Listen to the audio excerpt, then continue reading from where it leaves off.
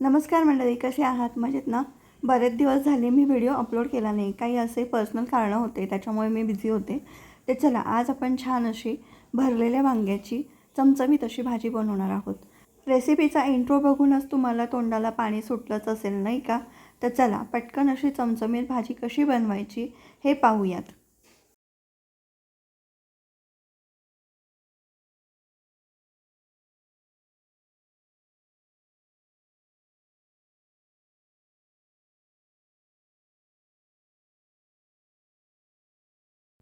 छान हिरवीगार काटेरी वांगी आणलेली आहेत आणि आपण त्याचे काटे ना थोडे काढून घ्यायचे आहेत आणि देठाचा भागही थोडासा कापून घ्यायचा आहे.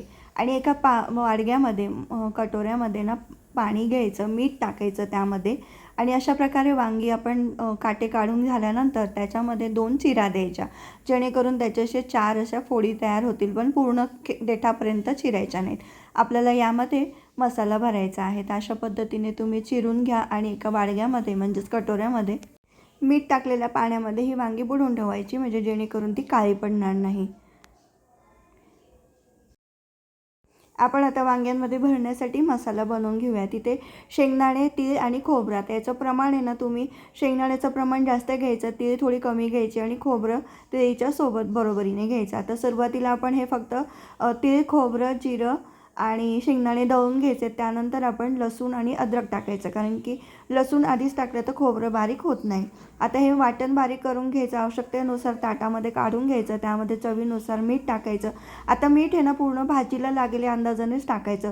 तिखट टाकायचं, हळद, गरम मसाला, गोडा मसाला, धणे जिरे पावडर टाकायची, थोडासा चाट मसाला टाकायचा. तर सिक्रेट इन्ग्रेडियंट आहे चाट मसाला. थोडंसं तेल टाकायचं, पुन्हा एकदा एकजीव करायचं, बारीक चिरलेली कोथिंबीर टाकायची आणि हे जे मसाला आहे ना तो एकजीव केलेला तो सर्व या वांग्यांच्या कापांमध्ये भरून घ्यायचं. छान असं स्टफ करून घ्यायचं. अशा प्रकारे सर्व वांगीतनं मसाल्याने छान भरून घ्यायचे आहेत. आणि आता मुख्य म्हणजे कढईत जर वांगे शिजवले ना तर खूप वेळ लागतो. असं कुकरमध्ये शिजवले ना तर झटपट होतात. फक्त त्याला एक टेक्निक आहे की पूर्ण कुकरची वाफ होऊ द्यायची नाही. एक शिट्टी होण्याच्या आधीच कुकर बंद करायचा.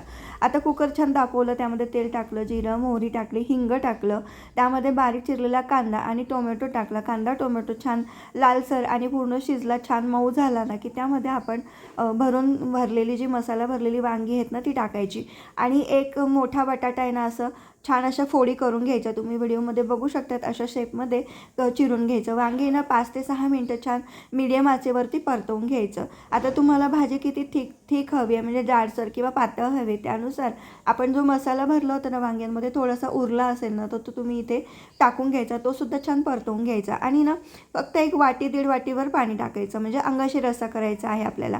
तुम्हाला थोडंसं पातळ हवं असेल तर तुम्ही पाण्याचं प्रमाण वाढवू शकतात, पण एकदमच जर पाणी जास्त टाकलं ना मग ते पानचट लागते भाजी.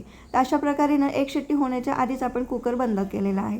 तर एका शिट्टीच्या आधीच आपली छान वांगी शिजून आलेले आहेत. आपण ते कढईमध्ये ट्रान्सफर केलेलं आहे आणि जर हवं असेल तर थोडंसं तुम्ही इथे गरम पाणी टाकून भाजी छान लपथपीत अशी म्हणजे अंगाशी रस्सा असं करू शकतात. परत थोडीशी कोथिंबीर टाकायची आणि छान असं त्याला तवंग तरी सुटलेली आहे आणि छान असं आपण गरमागरम भाकरीबरोबर किंवा पोळीबरोबर खायचं. तर अगदी मला हे व्हिडिओचं व्हॉइस ओव्हर करताना सुद्धा मला तोंडाला पाणी सुटलेलं आहे. तर तुम्हीसुद्धा ही भाजी नक्की करून पहा आणि मला कमेंट करून सांगा. रेसिपी आवडल्यास लाईक करा, शेअर करा, सबस्क्राईब नक्की करा. चला भेटूयात पुढच्या व्हिडिओमध्ये. फेसबुक आणि इंस्टाग्रामवरती सुद्धा मोहिनी फूड अँड ब्लॉग्स याच नावाने चॅनल आणि पेज आहे, तिथेही फॉलो करा.